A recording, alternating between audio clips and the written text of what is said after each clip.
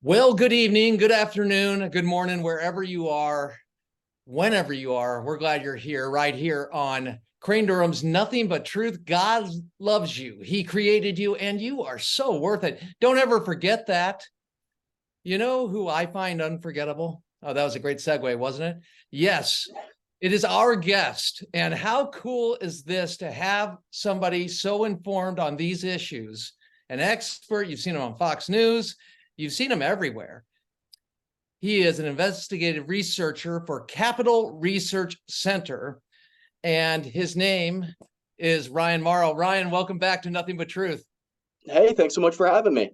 Great to have you, and thank you for taking the time today. I know you're getting a lot of requests, and it means a great deal for us to have you on the program, as always, because you are a regular guest, but nothing regular about you. Here's the deal. We have war against Israel from Hamas. And how did we get here? Because I thought if you give terrorists land, they won't attack you anymore. Right, that's what was believed by people who really just didn't understand the ideology, the apocalyptic end times anti-Semitic ideology of Hamas and every other jihadist organization. Really, the only difference between them and ISIS and Al Qaeda and all these other different groups is that they disagree sometimes on tactics and which target should be first. But they all agree on establishing theocratic Sharia-based states. It's just a matter of which one comes first. So ISIS focused more on conquering the region and then blowing up Israel. Hamas wants to blow up Israel first. There's really minor differences between those two. But land for peace is something that you do during a conflict like World War I, or like your normal conflict between two states that don't really want a war but are in one and are arguing over land. And when there's arguments between actors like that, you can give and take a little bit. But when one of those actors is Jewish and then the other one has a founding covenant that says kill Jews until the end of time, there isn't really a compromise there's no midpoint where you can say, all right, well, we can agree to disagree on some of that. Well, then why have we had these policies for years, decades plus? And I mean, go back into the 20th century. I mean, from Israel's inception, it seems we've been playing this game of letting their enemies pretty much define Israel and its actions. Yet the enemy, and I'm speaking specifically to the terrorist entity, Hezbollah, Hamas, Islamic Jihad, I mean, down the line, I've been thinking this is the same war they've been in since their inception, since their creation. And yet we've never given them the opportunity to win that war. Am I wrong? No, you're not wrong. Hamas at times has restrained from using their full capabilities because they were building those capabilities. And the longer you wait, the better it is for you when you use your capabilities. And we mistook that. We assumed that if they weren't like ISIS, where ISIS was just unleashing everything they could all the time, that somehow means you're moderate. And this was even thinking in Israeli circles. They would think, all right, well, Hamas we can never have a permanent deal with, but if Hamas is in power in Gaza and they're getting rich, their leaders are corrupt as hell, then they're still going to be deterred to some degree because they're not going to want to get smashed. And so even though they believe they go to heaven if they die in a violent jihad, that doesn't necessarily mean all of them want to die and go to heaven right now. And that was kind of the thinking on the Israeli part. And so they would see how Hamas would react and have these types of mid-scale terrorist operations as opposed to large scale, and they would assume, well, that means that you can have a give and take with them. They're calculating things and calibrating their response, but really all Hamas was doing was, like I said, just building up their capabilities for the moment that they want to use it, and then here we are. Now they want to use it. And you have over 1,300 dead Israelis as a result, and I don't even know how many wounded, several thousand at least. And you mentioned the Israelis, obviously dead Americans, Americans who are being hostage, unaccounted for. And I'm seeing on college campuses and in cities, New York included, rallies for the Palestinian people. Now unpack that for me, because nobody wants people that are innocent to die, yet if they are being manipulated by a terrorist organization, then it's up to the terrorist organization, is it not, to jump in and say, hey, if there's blood on somebody's hands, it would be the blood of the terrorist organization. Right, because Hamas is the governing authority in the Gaza Strip. They wouldn't even be in power if Israel hadn't very generously handed that land over to the Palestinians there, who returned the favor by electing Hamas.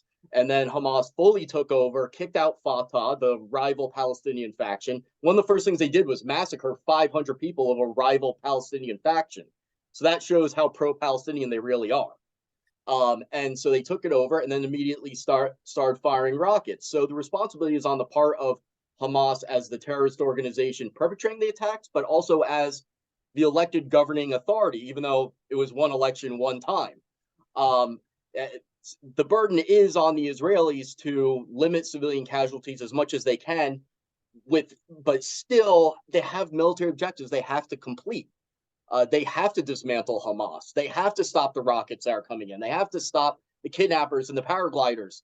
And they can't just incentivize Hamas to use human shields by giving into that and saying, oh, well, if there's going to be civilian casualties, then we're just not going to do anything. If you do that, then you just reward that behavior. Yeah, pardon me. Is that a weapon that Hamas uses, the propaganda of the innocent Palestinian that Israel has chosen to kill, as opposed to what the truth is? Right. Hamas, one of their central arguments would be to basically make you forget that Israel has precision guided munitions and to forget that Israel has some overwhelming military capacities where if they were 1% as genocidal as Hamas or 1% as genocidal as the pro-Hamas, pro-Palestinian radical activists would have you believe, they would have just wiped out Gaza. But when you look at the strikes, they're hitting specific buildings. You can tell it's calibrated. And if Israel didn't have that main part of their psyche, they would use much less expensive bombs that are a lot bigger and just not care. But that's not who the Israelis are. I will say this: some of the comments coming from Israeli officials are not necessarily helpful to us those that are pushing the truth. So when you do have Israeli officials saying that we're going to flatten the place and there really isn't such a thing as a civilian casualty, that is a big gift to Hamas and those on the pro-Palestinian side that we're arguing with. Okay, and so as I see it, and I mean, you've educated me on this over the years, and we have actually done programs where you talked about there were these videos of them doing what they did in essence, not to the specific, but they were talking about this kind of behavior about a decade ago when we were talking about it and showing videos.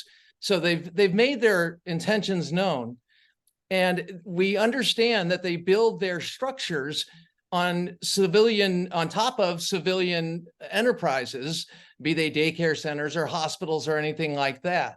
So what I'm gathering from what you just said, there is an information war going on. And how is the press doing in detailing that? How are they covering it? Is it bias? You'll be amazed I'm going to say this, but I've been watching all the media outlets. Coverage has been pretty good. Right now, actually. Yes. And I think that's because the Hamas attacks, it was so brazen. It's such a black and white issue, you know, like Hamas came in and acted like Nazis because that's what they are. They're the Islamist version of Nazis. They come from the Muslim Brotherhood, which actually collaborated with Hitler. So it's not like hyperbole to say that they're Islamist Nazis. It's like, no, that's part of their history, man.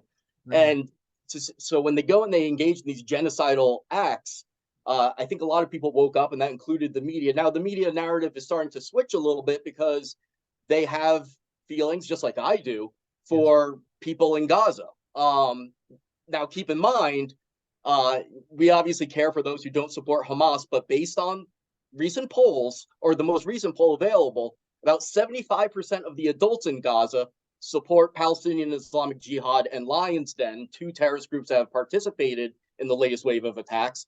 Hamas has about a 56 or 57% approval rating.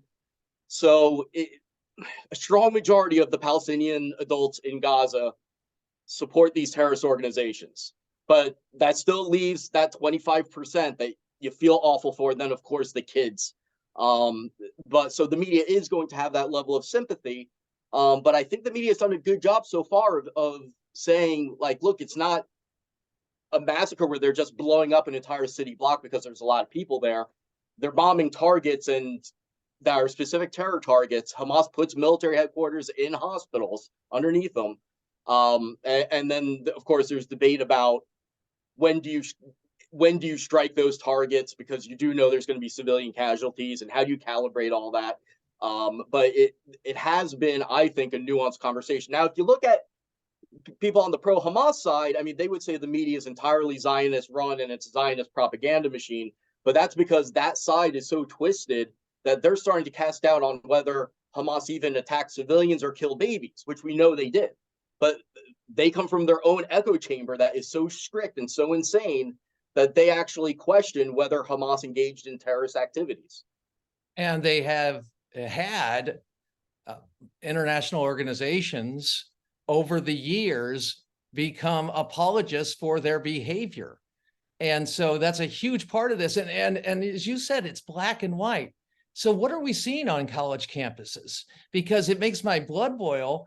I'm a big free speech guy, yet you're supporting openly a terrorist organization. And I'm asking, how deep are the ties here? I mean, are you like CARE, Council for American Islamic Relations? And you can explain that because you were all over that early on. But we're talking about connections, not only support, vocal support, but potential economic connections to terrorist organizations. Absolutely, at least ideological supporter of terrorist organizations, if not members. I think that's a false distinction when people say, oh, well, are they really connected in terms of membership with a terrorist organization, or are they just a supporter? I think that's a dumb argument, because all you have to be in order to be a participant in the terrorist organization is to be a believer and do something on behalf of that belief. Whether they have a formal membership card, to me, it's pointless. So as far as I'm concerned, those are out marching in support of Hamas. They are members. That's my thinking of this. But it's true that unlike Al Qaeda, so what would you do? ISIS, I'm sorry, I'm jumping in, hopefully interjecting, not Sure. interrupting. What would you do? What would you say to a group like that if they stopped chanting their ridiculous chants and actually gave you an opportunity to engage in dialogue? What would you say to these people? Well, I've tried talking to some people on Twitter and in person, and it's tough for me to there's no smoking gun that's going to break through all that propaganda. But where I see them get stuck is when I say, well, if Israel is as evil as you're telling me, why have casualties actually been so low in Gaza? I mean, you're complaining about thousands of casualties, but there's 2 million people there. And if Israel's really a Nazi state engaging in a genocide, either you're not right or they're massively incompetent and weak. We don't need to worry about them, because the most they can muster is a few thousand casualties when they have one of the most powerful militaries. So that kind of forces them to at least acknowledge that there's some level of humanitarian restraint on the part of the Israelis. I find that often they try to bring the argument back to 1948, sometimes 1967. And I personally bypass that argument because it was a long time ago, and you can argue about what was then done then forever, back and forth, back and forth. Should Israel have been created in that way? Was there a better way to do it?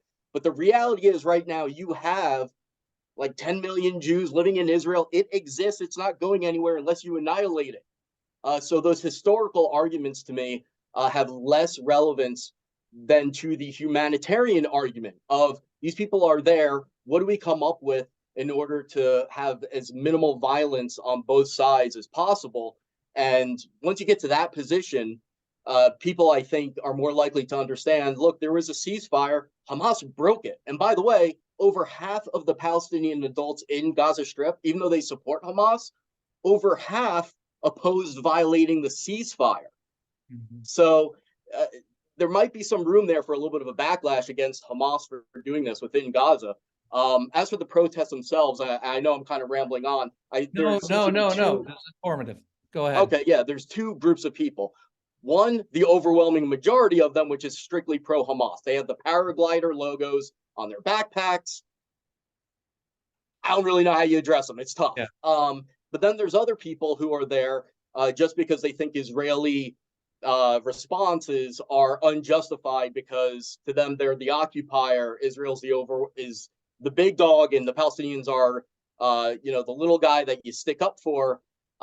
So I try not to conflate those two groups because I think the group that's there just because they care for the people in Gaza and they don't want war in general, and even though they're naive about what it'll take to dismantle Hamas, I think you can have more of a dialogue with those type of people that are saying, look, I just don't want civilian casualties in Gaza, and I don't think it's right to go for justice and revenge. And you can have a dialogue in the way of not talking to a conspiracy theorist. The idea that you can say, because a conspiracy theorist will always come back with something that is unknown, and then have you try to disprove that rather than making the hysterical, extraordinary claim and not providing extraordinary evidence. So it really, I mean, right. Sometimes you're just going in a circle. So what you're saying is we can appeal to people who are in this group who are genuinely caring about civilian deaths and right. and do so in the way of just telling the truth about Israel, about Israel's behavior, and the truth about Hamas, because I just can't get around why aren't they blaming the terrorist organization? Israel has given them so much. Israel's been generous, more generous than I think we would be. Yeah, that's for sure. After 9/11, were we sitting there going, you need to evacuate certain places in Kandahar because we're coming in and doing that? No. And right in my mind, rightfully so. So the idea of reaching people, you can reach them.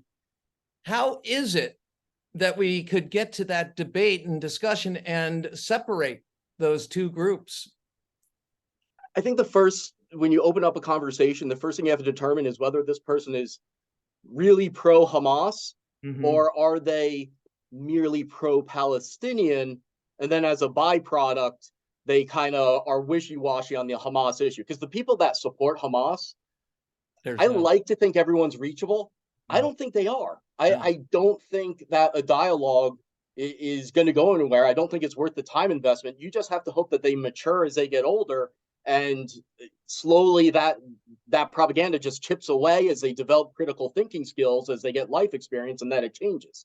But then there's those others who are just solely focused on the conditions of people in Gaza. And if you make the argument about how Hamas has made it worse, forget about Israeli airstrike, just how Hamas steals humanitarian aid, how they don't allow elections, how they've arrested people that dare to even protest just a little bit. Not that there have been many protests, but there have been little demonstrations that immediately get destroyed. You can get that type of person to say, yeah, hate Israel, but yeah, you're right, Hamas is bad.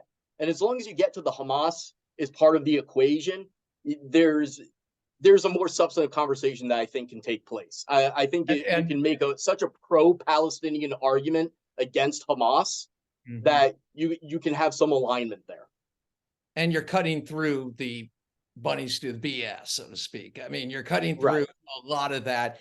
And yet a lot of that is now being taught at these universities. I mean, would average Americans be pretty shocked at what has been being churned into these students and out of these institutions, because they're not teaching history and context, and therefore they're filling people with things that are not true, and now we're fighting against that very thing. Right. Well, I think what most people are unaware of is that you can have student groups that are connected to terrorist movements. And terrorist movements, say what you will about them, they're usually pretty good at organizing because they're fanatical. So they're naturally going to go put more effort into organizing than someone who actually cares about their family and other people and wants to live life normally. And so I think people are shocked to hear that groups like Students for Justice in Palestine, which is has a major college campus presence. And it's not just Palestinians. That's like an interfaith coalition, you could call it. But they have terrorist connections, and on their website, they endorsed Hamas. The boycott, divestment, and sanctions movement is portraying themselves as nonviolent. But really, what they believe in is nonviolent action to augment terrorism, not replace it. They're not arguing for nonviolence as an alternative to terrorism. They're saying this is an additional tactic that we're going to focus on. And the way you know that is because the BDS website actually explicitly said that they side with the Palestinian freedom fighters in killing civilians. They use that word on their website. And then I guess they got in trouble. They took it down, and then they said, we're under hacking attacks. There's people trying to modify what we write on the website. So again, they're allowed to engage in deception. That's another thing I think Americans who reflexively assume truth is what's you should gravitate towards. We have trouble grasping the idea that in the minds of these radicals, lying isn't a big deal. In fact, it's virtuous. To us, lying is always a little bit shameful, even if it's necessary for the greater good. With them, it can actually be virtuous. You look at the Sharia law rulings that they follow. It's obligatory to engage in lying if it meets a greater jihadist goal. And so it's a very different makeup psychologically. And we have to basically be more cynical towards organizations that believe in deception. And we're not quite there yet. Well, the other point I would make is also there's such a massive pro-Hamas infrastructure in the US. It's overwhelming. In fact, I just found out it's way worse than I even thought, because I assumed that some Muslim American organizations might say Israel is the root cause of all this and be anti-Israel. But if you really pinned them down, they would say, yeah, Hamas really shouldn't be doing this. I assume that they were at least on that page. But I looked up every Islamic organization I could think of. I looked up dozens of mosques. I looked up imams I know of. I was checking social media pages. I spent hours doing this, and I found barely any that even mentioned Hamas, much less that condemned the attacks. Wow. I found one imam in Crown Heights, New York, who stood with a rabbi and unequivocally condemned Hamas and Hezbollah. That was one imam.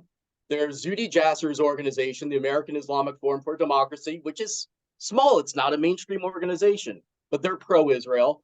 And then there was Muslim Public Affairs Council, which is an anti-Israel group, but at least they condemned attacks on both sides against civilians. Like, you knew that they condemned what Hamas did, even if they think Israel is more responsible than Hamas because of what Israel does, and all that stuff. But at least they condemned the attacks. And that's it. That's it. The largest coalition of Muslim American groups in the U.S., it's called the USCMO, the U.S. Council on Muslim Organizations. Their statement didn't even mention Hamas. It was just, we align with the Palestinian people. We are worried about Israeli airstrikes and civilian casualties. And that's it, as if the attacks by Hamas never even happened. Why is that? And has it always been, and we just are scratching the surface of what has been underlying the discussion? The only conclusion I can reach is that they support Hamas. And as someone who has advocated for Muslim reformers and fought against genuine Islamophobes as their cause, I've spent a lot of time gathering intelligence on people who want to violently target Muslims and passing it to law enforcement. So I care deeply about the Muslim American community. This is not coming from an Islamophobic standpoint, what I'm about to say. But the inescapable conclusion right now is that the overwhelming amount of institutions, not necessarily people, but institutions in the Muslim American community support Hamas. It's not like Al-Qaeda and ISIS, where almost all the institutions were against them, or actually, you could even say all. I can't think of one that was explicitly pro-Al-Qaeda or pro-ISIS. Very minimal support for them in the low single digits. I saw polls saying like 1%, 3%. That's not the case here. The institutions of the Muslim American community are pro-Hamas based on their actions, what we're seeing, and it's very discouraging. I don't know what that means for what percentage of Muslim Americans support Hamas, but we have to assume it's in the double digits and it's very significant because look at what the mosques and the organizations that represent them are teaching. And that goes to, again, you have been on the front lines of this. You have put your own safety at risk when it comes to seeking out Muslim reformers. You've carried, in the sense of like Dr. Zuhdi Jasser, who's a friend of ours and who has done extraordinary work, putting that forward and telling the truth. Yet we have this situation with Hamas and people supporting it ostensibly, or the institutions are vocalizing that. And I get the idea that it's incumbent upon people and shows like this to tell the truth, so that if you are Muslim and watching this and you find that out, you raise Hades about it. And you go after and start defunding and saying, I don't stand for this. When some whack job group comes out, and whether they're white supremacists or Christian supremacists, whatever they are, I sit there and I go, well, it's not really with the doctrine. You're not modeling Jesus here, okay? Right. And you can draw those. And I'm not a biblical scholar by any stretch, but I know, as you have detailed, and trying to connect those dots is very difficult, especially when you have so many people standing up and going, this is not our dance, okay? Right. And yet we are sitting here having the conversation a week after these awful attacks that left Americans dead, hostages, Israelis, obviously so many impacted. And you did this research when? When was it? Was it? I did this over the past like 6 days or so. Okay. And so this is where we are. That's frightening. Yeah. That's frightening. Yeah, in terms of surveying the Muslim American community, yeah, I did that over the past like 6 days. Because I want to highlight anyone who criticized Hamas. And again, I was not looking for pro-Israel voices. I was just looking for anti-Hamas voices. Yes. So I had a pretty low standard of what I was looking for, and the institutions failed to reach that low bar. Yeah, and that's genuinely frightening. And hopefully over time, Muslim Americans will see this and hear this and recognize and say, hey, look, that's wrong, and we need to do something about it as a religious community. Yeah. But it's downright frightening. Something else that's frightening is when we're talking about fronts on the war, okay, and fronts on the war when it comes to the war with Hamas and potentially Hezbollah. There are other fronts in the war. And what I want to do, Ryan, is I want to come back after the break, because we're up against time and it's the ultimate hard break, but I want to come back and discuss the other fronts in this war. And we're not talking about the northern territory of Hezbollah, and we're not talking about the south in Egypt. We are actually talking about worldwide fronts. And I want you to address that on the flip side. Crane Durham's Nothing But Truth. We will return with our guest, Ryan Mauro, next.